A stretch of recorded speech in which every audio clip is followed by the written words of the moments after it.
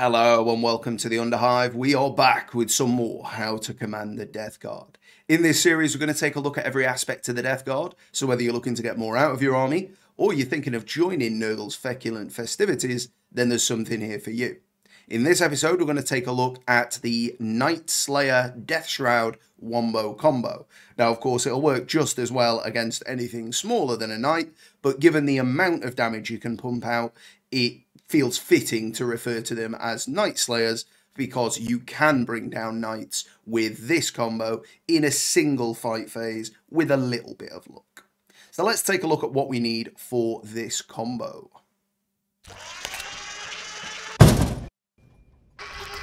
So to arrange this combo in all of its feculent majesty, you will want 6 Deathshroud, 1 Biologous Putrefier, 1 Talisman, ideally 1 Lord of the Death Guard nearby, and the effect of Putrescent Vitality on the Deathshroud, and Arch Contaminator within 6 of the Deathshroud to allow them to benefit from full rerolls, to wound, that is.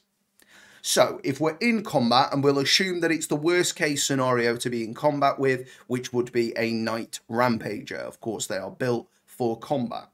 So the Deathshroud here would have 25 attacks, with the Talisman nearby giving them +1 to hit. They would not take the penalty for using their cleave attack, so they would still be hitting on 2s. Important to note, the Talisman doesn't actually need to be involved here to give them the buff. I've mentioned the Talisman because you could use the +1 to hit stratagem for 1 CP on Terminators, and the Talisman can recoup that CP. But if you've got the Talisman nearby, he can just straight up give them the buff and it doesn't cost you a CP. If you're planning to do this multiple times throughout a match, then this is the cheapest way to be able to consistently do it. But again, you could just use the stratagem in lieu of a Talisman.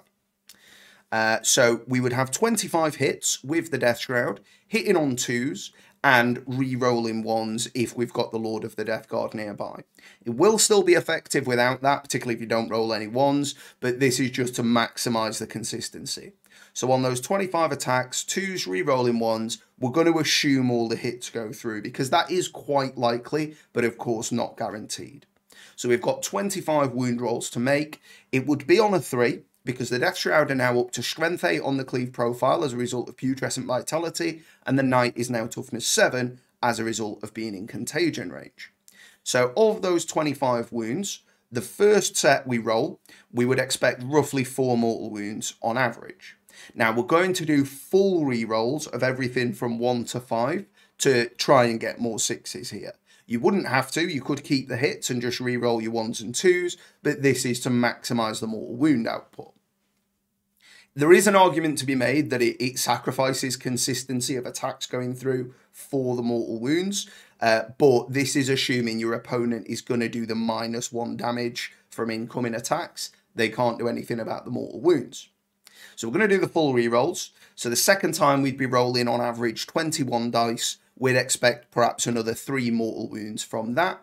So we've got the 4 hits that we had originally, the 3 hits on 6s the next time, and then we just expect another 3 on the 5s, 4s, and 3s. So that is 7 + 9, so on average 16 hits. So we've pushed 7 mortal wounds and we've got 16 hits. These in melee would be on a 6-up save because they're AP -3 against the Knight. Now, there are some shenanigans they can do there, but we'll assume that they're spending their shenanigans on the -1 damage. So they're not necessarily planning to double shenanigan there.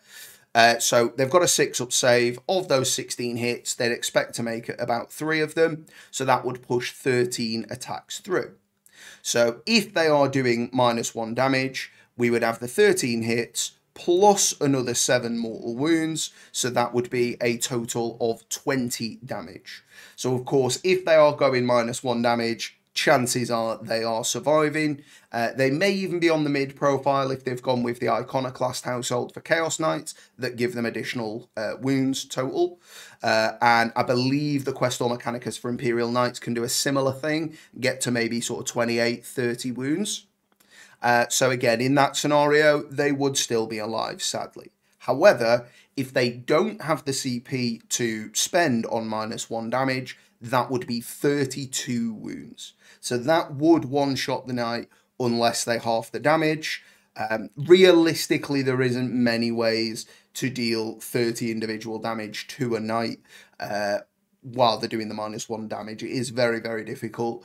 But if they cannot or do not do that, this combo would kill them in an individual fight phase. Now, it's important to note as well there, you could slap Virulent Fever as a deadly pathogen onto the champion, and that would give them double mortal wounds on a roll of a 6. And again, with Arch Contaminator, you could really chase those 6s. But realistically, for the extra points you're spending, the only benefit you get in there is that the champion might get an extra mortal wound or 2. And as we can see from the numbers there, an extra 1 or 2 doesn't really matter in this scenario. It could against other models. And say if we're talking like a smaller squad of Deathshroud versus like a 14 wound vehicle, then of course that could be relevant. Now, assuming that the Ravager survives, the worst case scenario is that they've got Blood Shield. So that is a Khorne upgrade, which allows them to remove invulns up to twice throughout the game. So we'll assume that they're going to pick the profile which will guarantee kills. I have got my Chaos Knight Codex here. I think realistically, if you were trying to guarantee kills on the Deathshroud, you would pick the strike attack for the Reaper Chainsword, because it will wound on 2s, it would be AP -3 after Armor of Contempt, and it would be flat 5 damage after the -1. The sweep attack on the Warp Strike Claw doesn't kill them. The sweep attack on the Chainsaw wouldn't kill them. So I think your opponent would probably go for the Reaper Chainsword attack. So they'd make 5 attacks, and then that... Oh, I'm looking at the despoiler. 5 attacks on 3s. So we'll say they made 4 of those just to be generous. They wound on 2, so we'll say they make 4 of those just to be generous. If they didn't use Blood Shield, you'd have your 4-up invuln. So that 2 would go through. That'd be 2 dead Deathshroud. If the Blood Shield was active, you'd be on a 5-up save, so we'd assume 3 dead Deathshroud. Bearing in mind, you could command point reroll one of those. You might be worthwhile doing it, particularly if they've not used Blood Shield. So 50-50 to save a Deathshroud. I would take that odds. So if no Blood Shield, you may be able to get it down to just 1 or no dead Deathshroud. But realistically, you'd expect at least 1 or 2 to die. If there is Blood Shield active, then you would probably expect at least 2 to die, but probably more like 3, possibly even 4. So even with the worst case outcome that this knight is a Ravager and has better weapon skill and the choice of which profiles it wants to use, and is the sort of unit that they may look to put Blood Shield on, ultimately it doesn't backswing and kill the Deathshroud, and then they're going to get to go again in the next turn. You would need to bear in mind that because they won't be charging and there's no rules for fallback and charge for the Deathshroud, that would mean that your opponent could interrupt and potentially have another go at them. But again, they're unlikely to be able to use Blood Shield for both of those. They would be spending CP to interrupt, which means if they were planning to do that, they might not have done the -1 damage strat. I probably would still take that, but it's not that effective an interrupt. It probably won't wipe the squad, and if it does, the knight itself probably won't be able to push up if you've positioned well with your fetid Virion, so it probably wouldn't be able to get into engagement range, and as a result, you can possibly shoot it down the following turn with something like Blightwallers. But the point here is that if they don't do that, it will kill the knight outright, and you can move on with the rest of your day. So, of course, this isn't necessarily the reason people put Deathshroud in a list, nor is it the reason you'd necessarily include a Putrefier or a Taliman. But as we can see there, if you are planning to put all 3 into a list, and you're possibly planning to use Arch Contaminator anyway, this is the sort of damage you can turn out with those selected units. And bear in mind, the 6th Deathshroud would come in at 300 points. Your Putrefier, I'll look it up, it can't be that many. Putrefier's coming in at 65, and the Taliman's coming in at 70. So it's 135 for those. So 435 He's actually very, very close to the cost of a Rampager. I think they're just 400, are they? Let's have a look. Yeah, so your Knight Rampager is exactly 400 points. So it's a pretty even matchup in terms of the points spent to bring that unit into that engagement. But ultimately, the Deathshroud, with all their bits and bobs, even when they use the strongest stratagem available to them, really, which is the -1 damage, it's still looking really good for the Deathshroud. There isn't much they can do to mitigate the AP in the melee. The shooting, of course, they can do a bit more about.